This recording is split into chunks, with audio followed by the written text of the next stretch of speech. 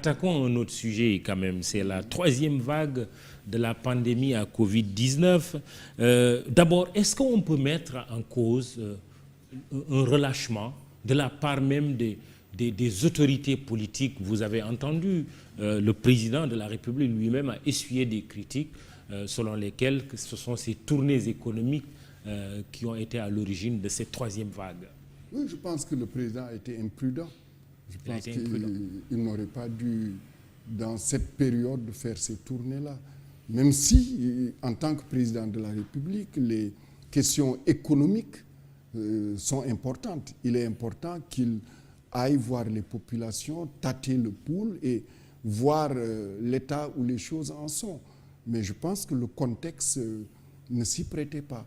Oui, mais ça veut dire des informations. Aussi, quand même, un État doit toujours avoir les bonnes informations. Je pense qu'il y a un relâchement général. Mais vous savez, s'est-il passé? On a même parlé de CTE qui ont été complètement enlevés, démantelés, de matériel qu'on avait acquis soit en achetant ou par des dons, comme l'oxygène et autres, se retrouver dans des cliniques privées. Moi, ce que je pense, c'est que ce ministère de la Santé a été souvent, dans l'histoire du pays, un ministère qui avait, en tout cas, un capital humain de renommée internationale. Nous avions, je me souviens, du ministre Eva Marie Coll Seck.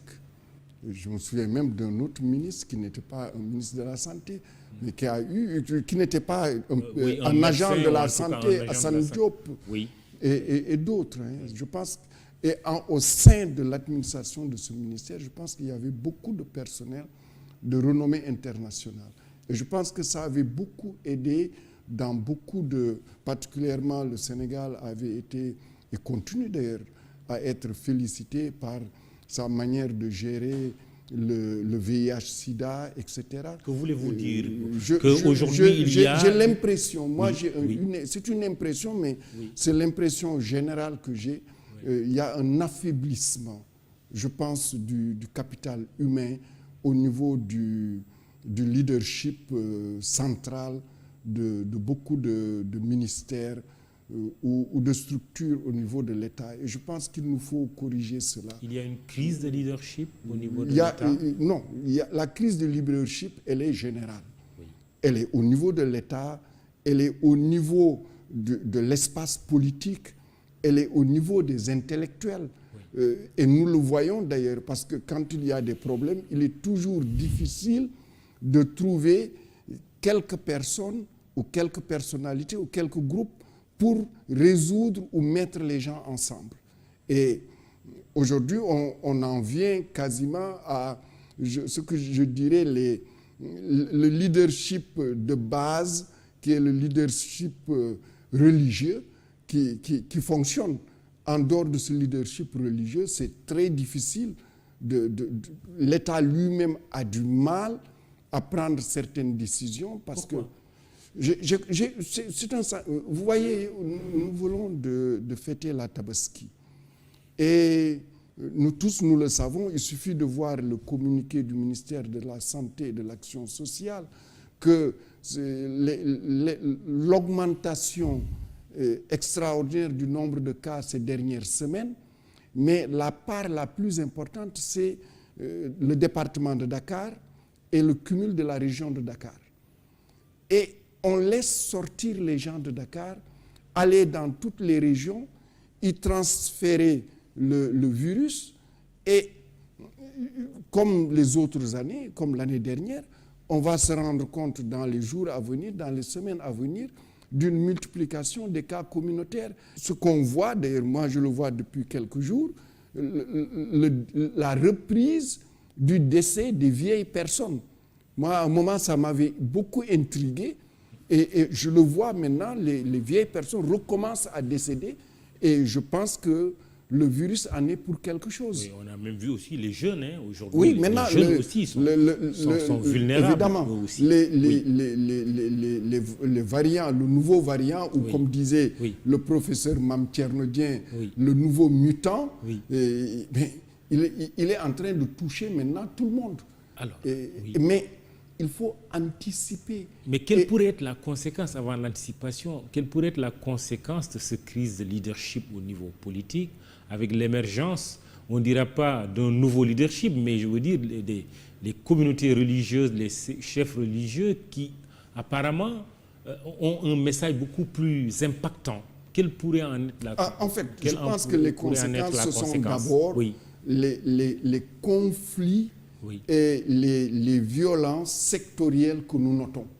Vous voyez, on les a notées dans les écoles, on les note dans des secteurs de la vie économique, sociale, on les note aussi dans même des questions qui sont aujourd'hui des questions qui devraient être derrière nous, les questions de terre par exemple, et les questions d'indiscipline notoire qui ont des conséquences ultérieures.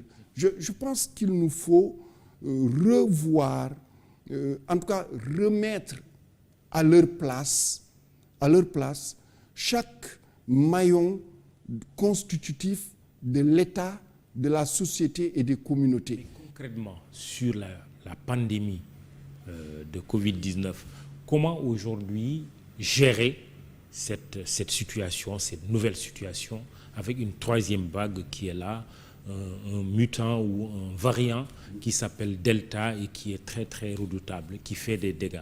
Je pense qu'il faut faire en sorte d'arrêter ou de ralentir la chaîne de contamination. Et ce qu'on remarque, c'est que nous testons très peu. J'ai vu, je pense que c'est tout dernièrement qu'on a atteint un peu moins de 4500 tests par jour. Sinon, la moyenne tourne autour de 2000 et quelques tests. Mais si vous y enlevez les voyageurs, vous voyez que ça tombe très bas. Et des tests, il faut le dire, qui sont privatisés. Hein. Oui. Aujourd'hui, vous voulez faire un test, il faut payer. Oui, ça, c'est mais est-ce que l'État... Oui, mais d'accord. Mais...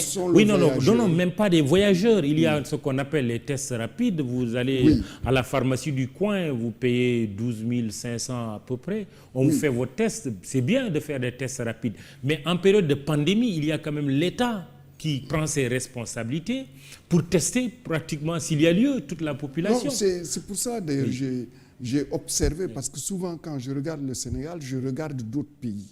Pour voir eux aussi qu'est-ce qu'ils font. J'ai vu tout récemment le Rwanda, ils ont donné 50 000 tests par jour. Ça veut dire qu'on a cherché à tester et à isoler et ensuite à tracer et à isoler comme disent les uns et les autres. Et ça, nous ne le faisons pas. Et ça, c'est depuis le début de la pandémie. Nous n'arrivons pas à décoller au niveau des tests. Et je pense que si le Rwanda le fait, le Sénégal devrait pouvoir le faire. Et je voudrais saluer vraiment le personnel de santé, parce que j'ai eu à gérer des malades du Covid, avec déjà un centre comme Maguilène Senghor, et avec aussi le professeur Seydi. Mais j'ai été surpris par la spontanéité des réponses téléphoniques à des heures impossibles. 1h du matin, minuit, 2h, vous appelez, on vous répond et on vous donne des conseils. Donc vraiment, ce personnel, je voudrais le féliciter et le saluer. Par contre, il y a des mesures aussi administratives à prendre. Est-ce qu'il faut laisser Dakar continuer à, comme on dit, déverser ces cas à travers le pays? Est-ce qu'il faut continuer à le faire? Il y a une chose dont je pense que nous avons appris et qu'il ne faut pas faire. C'est aujourd'hui revenir au confinement. Je pense qu'il ne faut pas y revenir. Il ne faut pas revenir au couvre-feu. Je pense qu'il ne faut pas, parce que aujourd'hui la population est à bout et les gens ont des besoins économiques et cette Tabaski l'a montré. Il y a véritablement une certaine pauvreté qui s'est installée et je constate que les classes moyennes commencent à perdre de leur pouvoir d'achat et donc il faut faire attention. Il faut que la vie économique continue, mais il faut prendre quand même des mesures pour stopper que les humains ne soient pas les véhicules faciles de transport de ce virus. À côté des tests, des mesures administratives, il y a le vaccin qui a été disponible à un moment donné. Après, il y a une rupture. Ceux qui avaient pris leur première dose n'ont pas pu prendre leur deuxième. On parle du vaccin Johnson & Johnson, avec une campagne qui vient de démarrer et des vaccins qui sont attendus au mois d'août. Mais toujours est-il qu'on a quand même remarqué une rupture.